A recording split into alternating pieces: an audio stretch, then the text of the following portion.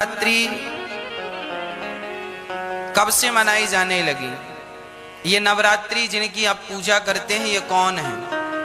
नवरात्रि क्यों मनाई जाती है? कब से मनाई जाती है?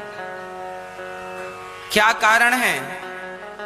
तो आपको बताएं, भगवान श्री कृष्ण के जन्मोत्सव से ही नवरात्रि का भी उत्सव चालू हुआ। ये जो देवी माँ है ना, जिसे हम नवरात्रि 9 देवियां कहते हैं, ये किनकी पुत्री हैं? ये माता यशोदा की पुत्री हैं। इनका एक नाम है योग माया। इनका नाम क्या है? योग माया। जब भगवान श्री कृष्ण का जन्म इस धरती पर हुआ, कृष्ण बनकर आए, तो भगवान ने अपनी माया से कहा, देवी आप भी जाओ, क्योंकि आपके बिना हमारी लीला संभव नहीं है। तो भगवान श्री कृष्ण ने तो माता देवकी के गर्भ से जन्म लिया और योग माया ने माता यशोदा के गर्भ से जन्म लिया। और जब श्री कृष्ण को वसुदेव जी ने रखा तो उस कन्या को लेकर आए। माया, योग माया ने कहा, प्रभु हम आपका इतना बड़ा काम करेंगी, हमें क्या मिलेगा? तब भगवान कृष्ण बोले, देवी हमें लोग साल में एक बार कृष्ण जन्माष्टमी के दिन व्रत रखकर पूजेंगे और तुम साल में 2-2 बार नव देवी के रूप में पूजी जाओगी। यही तुम्हारे जाने का प्रतिफल है। वह भगवान माता योग माया को भेजते हैं। और जब कंस कृष्ण को रखकर देवी को लाए तो कंस को पता चला 8वें गर्भ में बेटी नहीं बेटा हुआ है। तो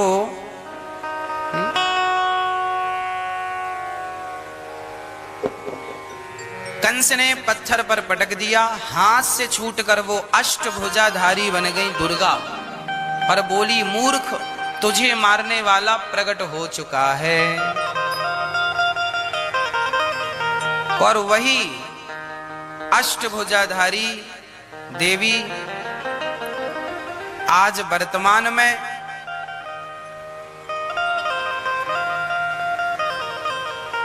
यहां से मथुरा से जाकर आप पर्वत में जाकर विराजमान हो गई। मुझे स्थान का नाम विस्मरण हो रहा है। उत्तर प्रदेश में मिर्जापुर, कौन सा पर्वत है? हाँ, विंध्यवासिनी, विंध्याचल पर्वत ना, विंध्यवासिनी मैया के नाम से वो जानी जाने लगी। और वहां पर मैया जी विराजमान हो गई। वह माता यशोदा की पुत्री हैं। तो वह 9 देवियों के रूप में जानी जाने लगी। प्रथमम शैलपुत्री चा, प्रथमम शैलपुत्री चा अर्थात पहली आर्ज के दिन, प्रथम दिन किसकी पूजा होती है? माता पार्वती की पूजा हो। शैलपुत्री अर्थात जो हिमालय है, हिमालय की पुत्री माता पार्वती। पहले दिन माता पार्वती की पूजा होती है। वही माता पार्वती दूसरे दिन, द्वितीयम ब्रह्मचारिणी, दूसरे दिन अर्थात द्वितीया कल वही माता ब्रह्मचारिणी के रूप में हम पूजेंगे, वो पूजी जाएंगी। तृतीयम चंद्र घंटेति, चंद्र घंटा के नाम से वह तीसरे दिन पूजती हैं। चौथे दिन कोष्मांडा के नाम से, 5वें दिन स्कंध माता, 6वें दिन कात्यायनी, 7वें दिन कालरात्रि, 8वें दिन महागौरी और 9वें दिन सिद्धिदात्री। ऐसे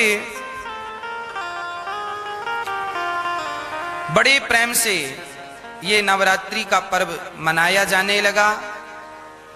यह दुर्गा को आप राधा रानी कह सकते हैं, सीता जी कह सकते हैं, पार्वती कह सकते हैं, सरस्वती कह सकते हैं, लक्ष्मी कह सकते हैं, जो मन आए वो कहिए।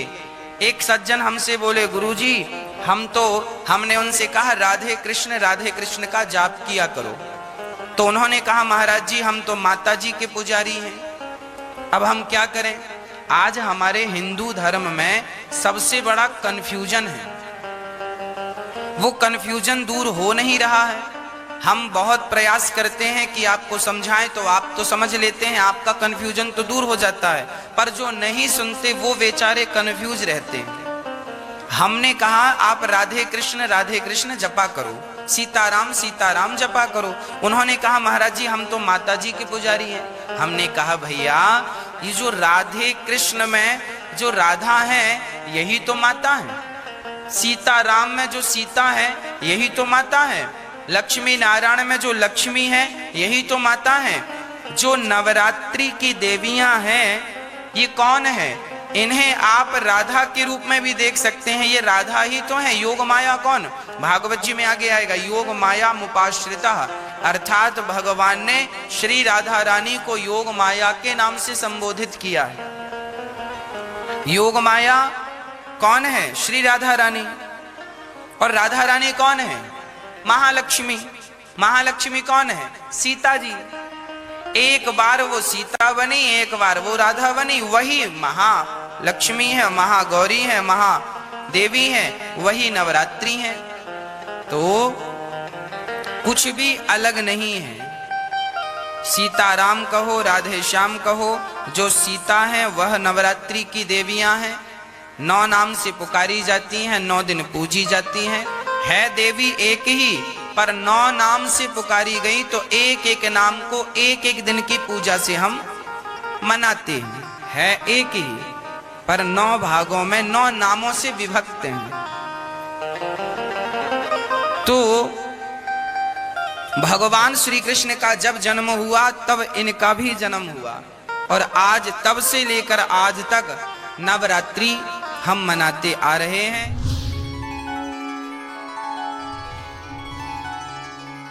आज प्रथमम शैलपुत्री चा, आज वही लक्ष्मी क्या बन के पूजेंगी?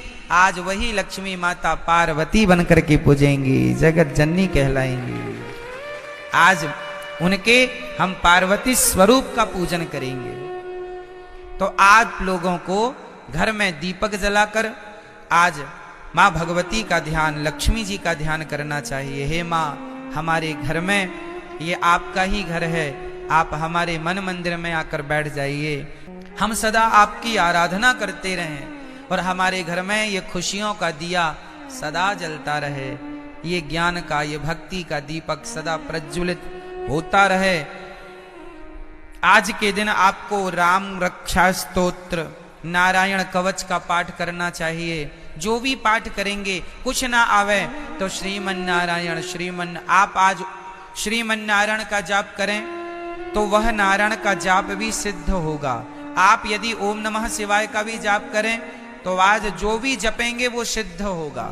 आप ओम नमः शिवाय जपें या गंग गणपतये जपें या दुर्गा माता जी का मंत्र जपें या फिर आप श्रीमन नारायण जपें, जो भी आज जपेंगे, आज मतलब 9 दिन तक निरंतर, वो आपका सिद्ध। इसलिए ये 9 दिन विशेष पूजा पाठ के लिए निकाले जाते हैं। साल भर आप फुर्सत नहीं पाते, समय मिलता नहीं है, 9 दिन का समय निकाल लो और पूर्ण रूप से भगवान के होकर भगवान की शरण में रहो। ये नवरात्रि है, ठीक है। जो आप जपेंगे उसमें आपको सिद्धि प्राप्त होगी। तो इसलिए इन 9 दिनों में बहुत अच्छे से हमें अपना जीवन आनंद पूर्वक व्यतीत करना चाहिए। और यहाँ पर एक संकेत भी है कि दुनिया वालों, नवरात्रि में जिन कन्याओं को बुला बुला कर, पांव धोकर, माहौर लगाकर जिनकी पूजा करते हो, जिन्हें दक्षिणा देकर विदा करते हो, खीर पूड़ी खवाते हो, उन कन्याओं को केवल एक दिन के लिए देवी ना मानो, सदा सदा के लिए नारियों को देवी मान के उनकी सेवा, उनका सम्मान करो। नारी का सम्मान सदा लक्ष्मी मान के आप आज नवरात्रि में एक लड़की का आप सम्मान करते हैं देवी मानकर, और नवरात्रि जाने के बाद उसी नारी का आप अपमान करते हैं, तो ये तो कोई बात हुई नहीं। नारियों का सदा सम्मान बना रहे, देखो हमारे सनातन धर्म में नारियों का कितना बड़ा आदर है, कितना बड़ा सम्मान है। दुनिया के किसी धर्म में, मजहब में नारियों का इतना बड़ा सम्मान नहीं है। हमारे यहाँ भगवान मानकर नारियों को पूजा जाता है, देवी मानकर पूजा जाता है। और केवल नवरात्रि में नहीं, नवरात्रि आई तो नवरात्रि के द्वारा तुम ये मान लो कि भाई ये सदा सर्वत्र पूज्य है।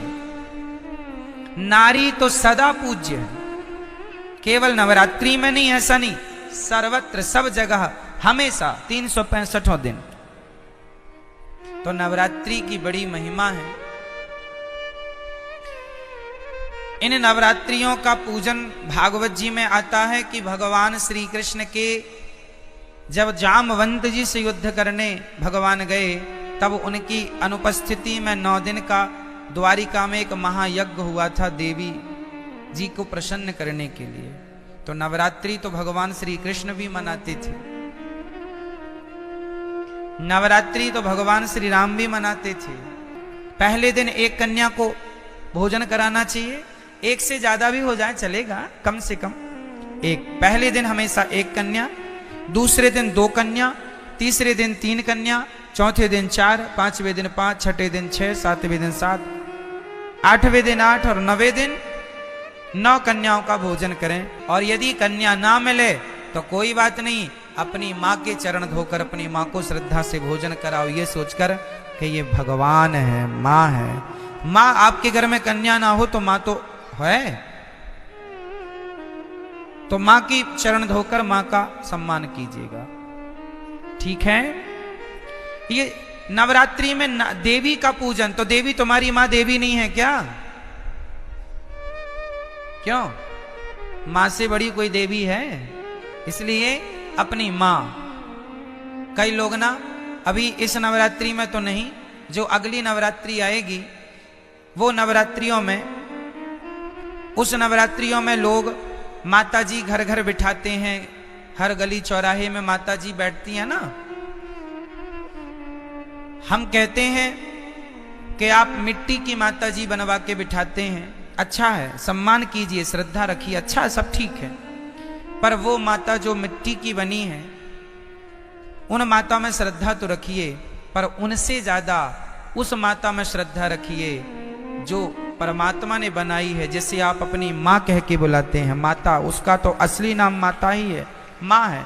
विडंबना तो ये है कि आज लोग मंदिरों में जाके माता जी को तो जल चढ़ाते हैं, माता जी की जय जयकार करते हैं, पर खुद की माता जी भूखी मर रही हैं, खुद की जन्म देने वाली माता प्यासी मर रही है, और आप जय माता दी, जय माता दी के नारे लगा रहे हैं। इससे फायदा क्या है ये बताइए। कई लोग ना बड़ी होड़ करते हैं, खासकर नवरात्रियों में। क्या होड़ करते हैं कि उन्होंने भंडारे में 50,000 खर्च किया, हम 1 लाख का भंडारा करेंगे।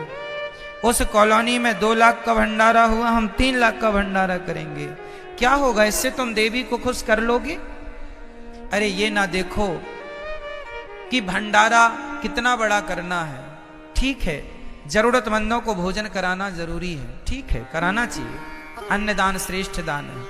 पर ये मत भूलिए कि आप अपनी 50,000 का भंडारा तो आप करा रहे हैं, सबको खिला रहे हैं, पर खुद की माँ बुढ़ापे में अलग बनाकर खा रही है, तो आप कौन सी देवी को खुश कर रहे हैं? क्या आपके इस व्यवहार से आपकी खुद की माँ भूखी मर रही है और आप सबको भरपेट भोजन कराएं, क्या आपके इस व्यवहार से माँ भगवती प्रसन्न हो जाएगी? इसका विशेष ध्यान रखना चाहिए। और हम सभी को, इंसानों को भगवान मानना चाहिए। किसको भगवान मानना चाहिए? हमारी माँ भगवान है, हमारे पिता भगवान है, हमारे पति भगवान है, हमारे गुरु भगवान है, हमारे अतिथि भगवान है। जो इनमें भगवान का दर्शन कर लेगा वो फिर पत्थरों में भी ईश्वर का दर्शन कर लेगा। जो इंसानों में ना कर पाया वो पत्थर कभी नहीं पूजता रहे, झूठा पूज रहा है, झूठे ही है ना। कबीर जी लिखते हैं कि पाहन पूजे हरि मिले, पाहन मीन्स पत्थर होता, पाहन पूजे हरि मिले तो मैं पूजू पहाड़। तासे तो चक्की भली जो पीस खाए संसार। पत्थर ही पूजना है तो तुम्हारी चक्की भी पत्थर की होती है, उसी को पूज लो, क्योंकि वो तो कम से कम तुम्हें आटा देती है पीस के। पत्थर ही पूजने हैं तो चक्की को क्यों नहीं पूजते? तो पत्थर पूजने की बातें नहीं है हमारे सनातन धर्म में। हमारे यहां मंदिर बाद में बने हैं। सनातन धर्म की गहराइयों को समझना पड़ेगा। कई लोग कहते हैं सनातन धर्म में तो पत्थर की पूजा होती है। ना जी, हमारे यहां पत्थर की पूजा नहीं होती। किसकी पूजा होती है वो मैं आपको आज स्पष्ट कर देता हूं। सुनो, हमारे वेद कहते हैं, पहला वाक्य है मातृदेवो भव, पितृदेवो भव, आचार्य देवो भव, अतिथि देवो भव। ये 4 वाक्य वेद का पहला मंत्र है। ये वेद यहां से शुरू होते हैं। पहली आज्ञा वेदों की क्या है? मातृदेवो भव, मां को भगवान मानकर सेवा करो, ये वेदों की पहली आज्ञा है। पिता को भगवान मानकर उनकी सेवा करो, ये वेद की दूसरी आज्ञा है। अतिथि को भगवान मानकर सेवा करो, ये तीसरी आज्ञा है। और गुरु को भगवान मानकर सेवा करो, ये चौथी आज्ञा है। अब सोचो, ध्यान से समझना, जो व्यक्ति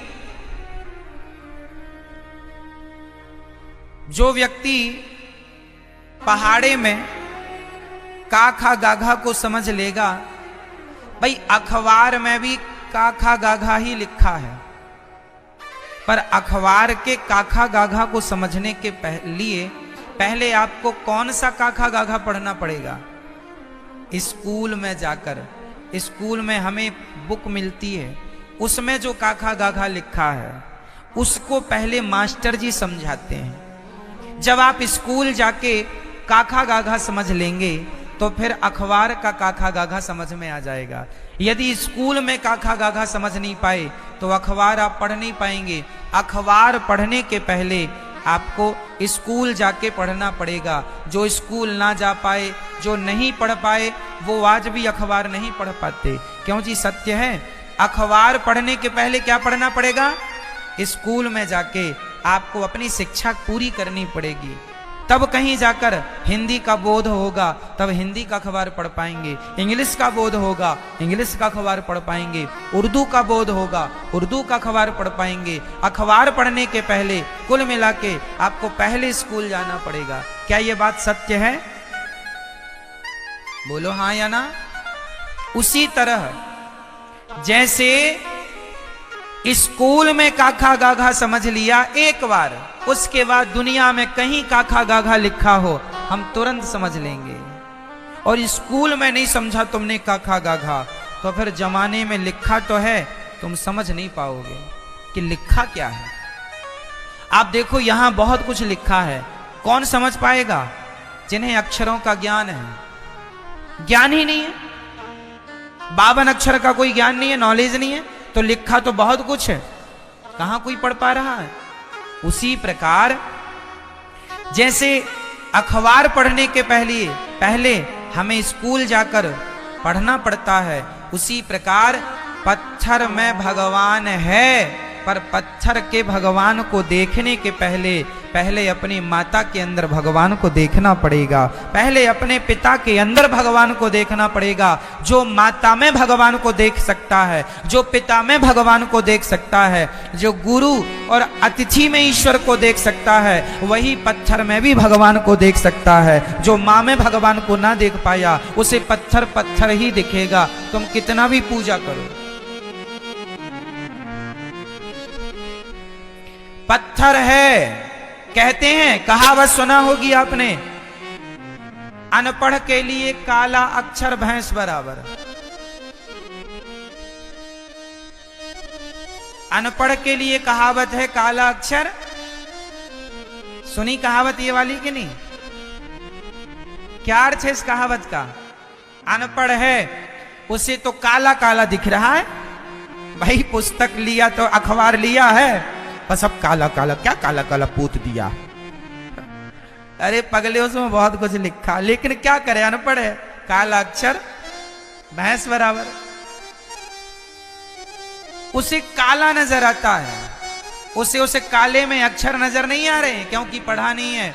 उसी प्रकार जिसने अपनी माता में भगवान को ना देखा उसे तो काला पत्थर ही नजर आएगा, उसे भला पत्थर में भगवान कैसे नजर आएंगे। जिसे माँ में भगवान दिखता होगा, जो चैतन्य वस्तु में भगवान को देख सकता है, वही जड़ वस्तु में भी ईश्वर को देख सकता है। माँ चैतन्य है कि जड़ है? बोलो जोर से। मेरी माँ, पीछे वाली मैया, आज नवरात्रि मौन व्रत तो नहीं है आपका? डे बोले हम चुप ही टाप रहेंगे महाराज। मां चैतन्य है या जड़ है? जोर से। और पत्थर चैतन्य है या जड़ है? मां चैतन्य है जबकि पत्थर जड़ होता है। तो जो व्यक्ति चैतन्य मां में ईश्वर का दर्शन कर सकता है, जो चैतन्य में भगवान को देख सकता है, वही जड़ में भी भगवान को देख सकता है। जो चैतन्य में ना देख पाया, उसके लिए काला अक्षर भैंस बराबर है। कई लोग कहते हैं ना भगवान कहाँ है, ये सब वही लोग हैं काला अक्षर भैंस बराबर। भाई हिंदी का अखबार पढ़ने के लिए कौन सा सब्जेक्ट पढ़ना पड़ेगा? बोलते चलो। हिंदी। इंग्लिश का अखबार पढ़ने के लिए इंग्लिश, उर्दू का अखबार पढ़ने के लिए तमिल का अखबार पढ़ने के लिए, बंगाली अखबार पढ़ने के लिए बंगाली। उसी प्रकार भगवान को पढ़ने के लिए भक्ति की पढ़ाई चाहिए, भक्ति की शिक्षा चाहिए। आपने भक्ति की पाठशाला में कभी आपने अध्ययन किया नहीं, तो भगवान तो जैसे अखबार में सब लिखा है, पढ़ना आना चाहिए। उसी प्रकार ईश्वर तो कण कण में लिखा है, बस पढ़ना आना चाहिए। ईश्वर तो हरि व्यापक सर्वत्र, हमारा कन्हैया तो घट घट में समाया है, बस तुम्हें पढ़ना आए बस। नवरात्रि कब से मनाई जाने लगी? ये नवरात्रि जिनकी आप पूजा करते हैं, ये कौन है? नवरात्रि क्यों मनाई जाती है? कब से मनाई जाती है? क्या कारण है? तो आपको बताएं, भगवान श्री कृष्ण के जन्मोत्सव से ही नवरात्रि का भी उत्सव चालू हुआ। ये जो देवी माँ है ना, जिसे हम नवरात्रि 9 देवियां कहते हैं, ये किनकी पुत्री हैं? ये माता यशोदा की पुत्री हैं। इनका एक नाम है योग माया। इनका नाम क्या है? योग माया।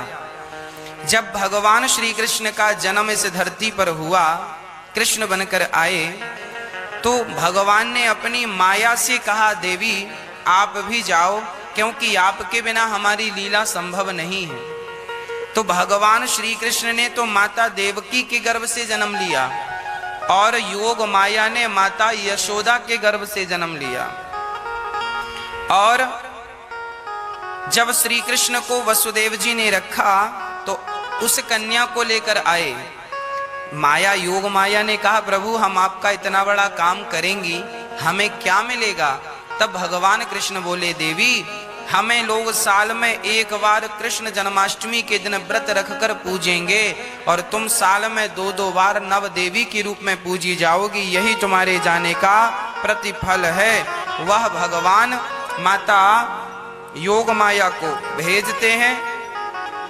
और जब कंस कृष्ण को रखकर देवी को लाए, तो कंस को पता चला 8वें गर्भ में बेटी नहीं बेटा हुआ है। तो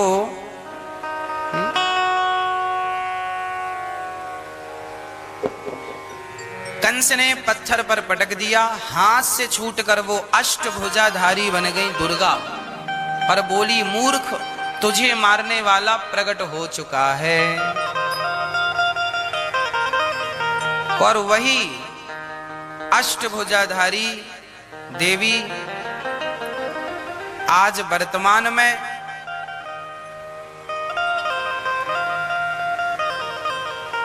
यहां से मथुरा से जाकर आप पर्वत में जाकर विराजमान हो गई। मुझे स्थान का नाम विस्मरण हो रहा है। उत्तर प्रदेश में मिर्जापुर, कौन सा पर्वत है? हाँ हाँ, विंध्यवासिनी, विंध्याचल पर्वत ना, विंध्यवासिनी मैया के नाम से वो जानी जाने लगी। और वहां पर मैया जी विराजमान हो गई। वह माता यशोदा की पुत्री हैं। तो वह 9 देवियों के रूप में जानी जाने लगी। प्रथमम शैलपुत्री चा, प्रथमम शैलपुत्री चा अर्थात पहली आर्ज के दिन, प्रथम दिन किसकी पूजा होती है? माता पार्वती की पूजा हो। शैलपुत्री अर्थात जो हिमालय है, हिमालय की पुत्री माता पार्वती। पहले दिन माता पार्वती की पूजा होती है। वही माता पार्वती दूसरे दिन, द्वितीयम ब्रह्मचारिणी, दूसरे दिन अर्थात द्वितीया कल वही माता ब्रह्मचारिणी के रूप में हम पूजेंगे, वो पूजी जाएंगी। तृतीयम चंद्र घंटेति, चंद्र घंटा के नाम से वह तीसरे दिन पूजती हैं। चौथे दिन कोषमांडा के नाम से, 5वें दिन स्कंध माता, 6वें दिन कात्यायनी, 7वें दिन कालरात्रि, 8वें दिन महागौरी और 9वें दिन सिद्धिदात्री। ऐसे बड़े प्रेम से ये नवरात्रि का पर्व मनाया जाने लगा। यह दुर्गा को आप राधा रानी कह सकते हैं, सीता जी कह सकते हैं, पार्वती कह सकते हैं, सरस्वती कह सकते हैं, लक्ष्मी कह सकते हैं, जो मन आए वो कहिए। एक सज्जन हमसे बोले, गुरुजी हमने उनसे कहा राधे कृष्ण का जाप किया करो। तो उन्होंने कहा महाराज जी हम तो माता जी के पुजारी हैं, अब हम क्या करें? आज हमारे हिंदू धर्म में सबसे बड़ा कंफ्यूजन है, वो कंफ्यूजन दूर हो नहीं रहा है। हम बहुत प्रयास करते हैं कि आपको समझाएं तो आप तो समझ लेते हैं, आपका कंफ्यूजन तो दूर हो जाता है, पर जो नहीं सुनते वो बेचारे कंफ्यूज रहते हैं। हमने कहा आप राधे कृष्ण जपा करो, सीताराम जपा करो। उन्होंने कहा महाराज जी हम तो माता जी के पुजारी हैं। हमने कहा भैया ये जो राधे कृष्ण में जो राधा है यही तो माता है, सीताराम में जो सीता है यही तो माता है, लक्ष्मी नारायण में जो लक्ष्मी है यही तो माता है। जो नवरात्रि की देवियां हैं ये कौन है? इन्हें आप राधा के रूप में भी देख सकते हैं, ये राधा ही तो है। योग माया कौन? भागवत जी में आगे आएगा, योग माया मुपाश्रिता, अर्थात भगवान ने श्री राधा रानी को योग माया के नाम से संबोधित किया है। योग माया कौन है? श्री राधा रानी। और राधा रानी कौन है? महालक्ष्मी। महालक्ष्मी कौन है? सीता जी। एक बार वो सीता बनी, एक बार वो राधा बनी, वही महालक्ष्मी है, महागौरी है, महादेवी है, वही नवरात्रि है। तो कुछ भी अलग नहीं है। सीताराम कहो, राधे श्याम कहो, जो सीता है वह नवरात्रि की देवियां हैं। 9 नाम से पुकारी जाती हैं, 9 दिन पूजी जाती हैं। है देवी एक ही, पर 9 नाम से पुकारी गई तो एक एक नाम को एक एक दिन की पूजा से हम मनाते हैं। है एक ही, पर 9 भागों में 9 नामों से विभक्त हैं। तो भगवान श्री कृष्ण का जब जन्म हुआ तब इनका भी जन्म हुआ, और आज तब से लेकर आज तक नवरात्रि हम मनाते आ रहे हैं।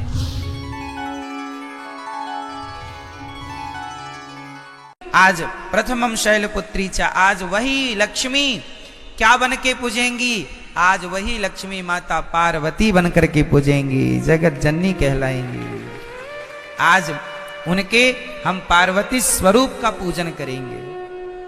तो आप लोगों को घर में दीपक जलाकर आज माँ भगवती का ध्यान, लक्ष्मी जी का ध्यान करना चाहिए। हे माँ, हमारे घर में ये आपका ही घर है, आप हमारे मन मंदिर में आकर बैठ जाइए, हम सदा आपकी आराधना करते रहें और हमारे घर में ये खुशियों का दिया सदा जलता रहे, ये ज्ञान का, ये भक्ति का दीपक सदा प्रज्वलित होता रहे। आज के दिन आपको राम रक्षा स्तोत्र, नारायण कवच का पाठ करना चाहिए। जो भी पाठ करेंगे, कुछ ना आवे तो श्रीमन नारायण आप आज श्रीमन नारायण का जाप करें तो वह नारायण का जाप भी सिद्ध होगा। आप यदि ओम नमः शिवाय का भी जाप करें तो आज जो भी जपेंगे वो सिद्ध होगा। आप ओम नमः शिवाय जपें या गंग गणपतये जपें या दुर्गा माता जी का मंत्र जपें या फिर आप श्रीमन नारायण जपें, जो भी आज जपेंगे, आज मतलब 9 दिन तक निरंतर, वो आपका सिद्ध। इसलिए ये 9 दिन विशेष पूजा पाठ के लिए निकाले जाते हैं। साल भर आप फुर्सत नहीं पाते, समय मिलता नहीं है, 9 दिन का समय निकाल लो और पूर्ण रूप से भगवान के होकर भगवान की शरण में रहो। ये नवरात्रि है, ठीक है। जो आप जपेंगे उसमें आपको सिद्धि प्राप्त होगी।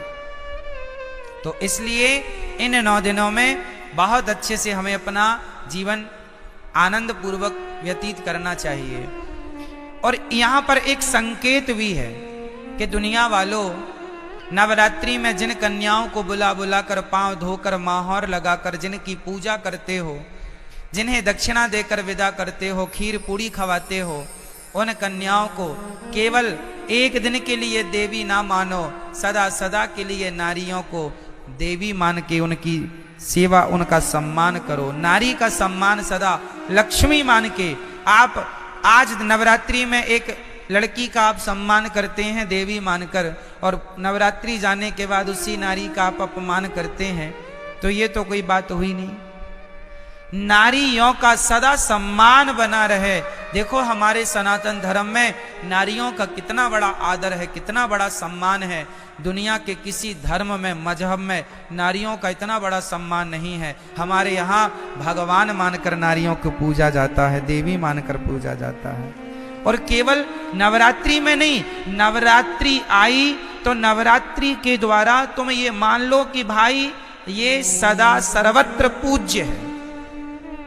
नारी तो सदा पूज्य है, केवल नवरात्रि में नहीं, ऐसा नहीं, सर्वत्र, सब जगह, हमेशा 365 दिन। तो नवरात्रि की बड़ी महिमा है। इन नवरात्रियों का पूजन भागवत जी में आता है कि भगवान श्री कृष्ण के जब जामवंत जी से युद्ध करने भगवान गए, तब उनकी अनुपस्थिति में 9 दिन का द्वारिका में एक महायज्ञ हुआ था देवी जी को प्रसन्न करने के लिए। तो नवरात्रि तो भगवान श्री कृष्ण भी मनाते थे, नवरात्रि तो भगवान श्री राम भी मनाते थे।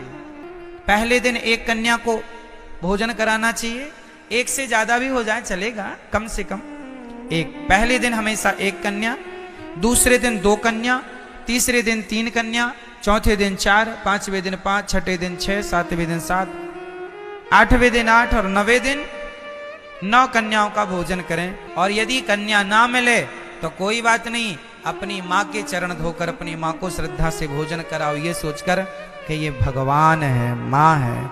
माँ आपके घर में कन्या ना हो तो माँ तो है, तो माँ की चरण धोकर माँ का सम्मान कीजिएगा, ठीक है। ये नवरात्रि में देवी का पूजन, तो देवी तुम्हारी माँ देवी नहीं है क्या? क्यों? माँ से बड़ी कोई देवी है? इसलिए अपनी माँ।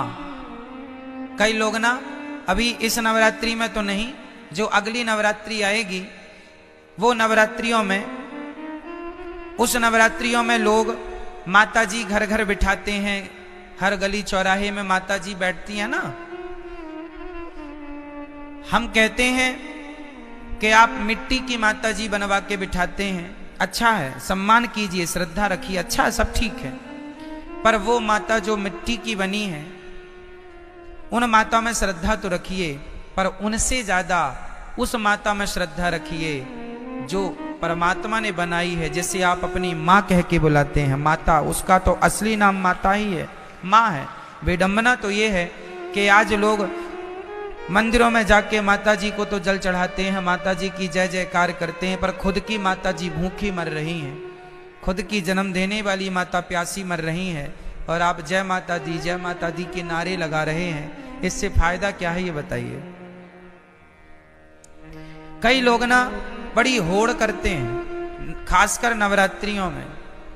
क्या होड़ करते हैं कि उन्होंने भंडारे में 50,000 खर्च किया, हम 1 लाख का भंडारा करेंगे। उस कॉलोनी में 2 लाख का भंडारा हुआ, हम 3 लाख का भंडारा करेंगे। क्या होगा, इससे तुम देवी को खुश कर लोगे? अरे ये ना देखो कि भंडारा कितना बड़ा करना है। ठीक है, जरूरतमंदों को भोजन कराना जरूरी है, ठीक है, कराना चाहिए, अन्नदान श्रेष्ठ दान है। पर ये मत भूलिए कि आप अपनी 50,000 का भंडारा तो आप करा रहे हैं, सबको खिला रहे हैं, पर खुद की माँ बुढ़ापे में अलग बनाकर खा रही है, तो आप कौन सी देवी को खुश कर रहे हैं? क्या आपके इस व्यवहार से आपकी खुद की माँ भूखी मर रही है और आप सबको भरपेट भोजन कराएं, क्या आपके इस व्यवहार से माँ भगवती प्रसन्न हो जाएगी? इसका विशेष ध्यान रखना चाहिए। और हम सभी को इंसानों को भगवान मानना चाहिए। किसको भगवान मानना चाहिए? हमारी माँ भगवान है, हमारे पिता भगवान है, हमारे पति भगवान है, हमारे गुरु भगवान है, हमारे अतिथि भगवान है। जो इनमें भगवान का दर्शन कर लेगा वो फिर पत्थरों में भी ईश्वर का दर्शन कर लेगा। जो इंसानों में ना कर पाया वो पत्थर कभी नहीं पूजता रहे, झूठा पूज रहा है, झूठे ही है ना। कबीर जी लिखते हैं कि पाहन पूजे हरि मिले, पाहन मीन्स पत्थर होता, पाहन पूजे हरि मिले, तो मैं पूजू पहाड़, तासे तो चक्की भली, जो पीस खाए संसार। पत्थर ही पूजना है तो तुम्हारी चक्की भी पत्थर की होती है, उसी को पूज लो, क्योंकि वो तो कम से कम तुम्हें आटा देती है पीस के। पत्थर ही पूजने हैं तो चक्की को क्यों नहीं पूजते? तो पत्थर पूजने की बातें नहीं है हमारे सनातन धर्म में।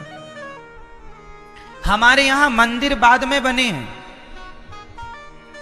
सनातन धर्म की गहराइयों को समझना पड़ेगा। कई लोग कहते हैं सनातन धर्म में तो पत्थर की पूजा होती है। ना जी, हमारे यहां पत्थर की पूजा नहीं होती।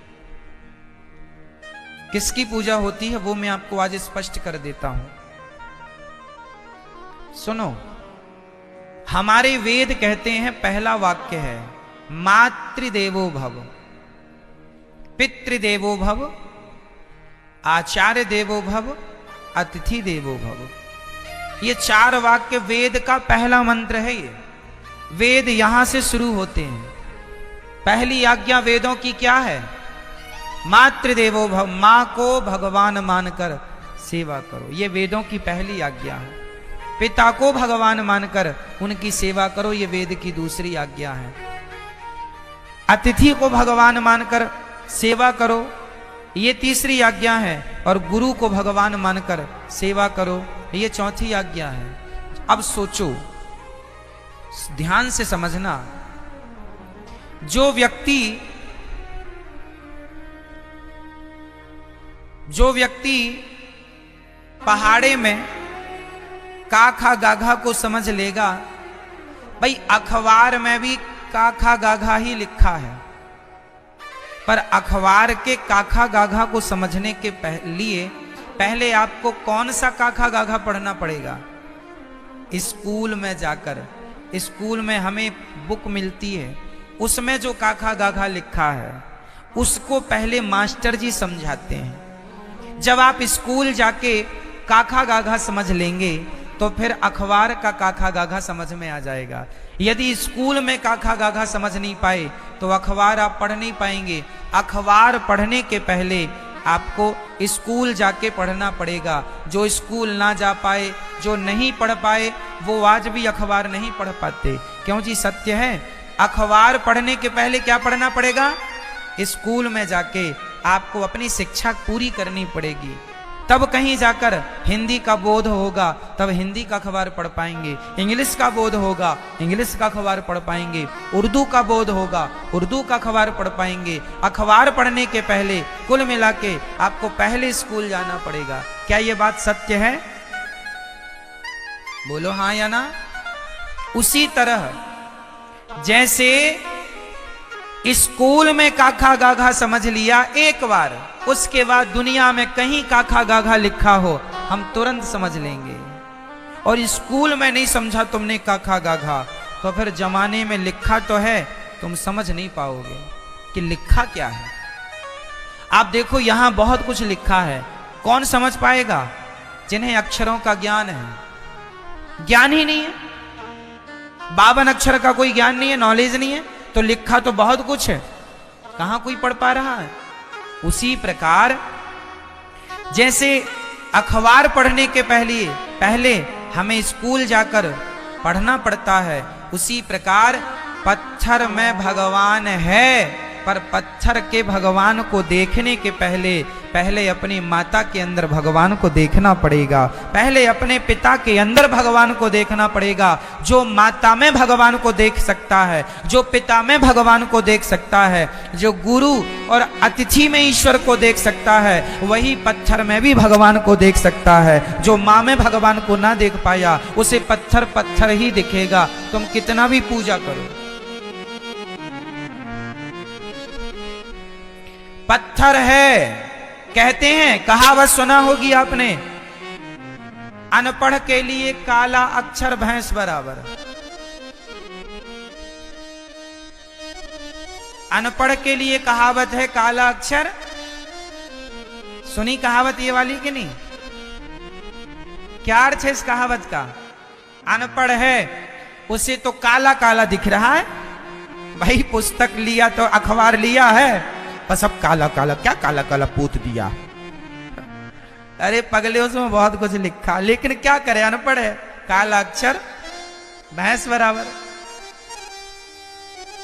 उसे काला नजर आता है, उसे काले में अक्षर नजर नहीं आ रहे, क्योंकि पढ़ा नहीं है। उसी प्रकार जिसने अपनी माता में भगवान को ना देखा, उसे तो काला पत्थर ही नजर आएगा, उसे भला पत्थर में भगवान कैसे नजर आएंगे। जिसे माँ में भगवान दिखता होगा, जो चैतन्य वस्तु में भगवान को देख सकता है, वही जड़ वस्तु में भी ईश्वर को देख सकता है। माँ चैतन्य है कि जड़ है? बोलो जोर से। मेरी माँ, पीछे वाली मैया, आज नवरात्रि मौन व्रत तो नहीं है आपका? डे बोले हम चुप ही टाप रहेंगे महाराज।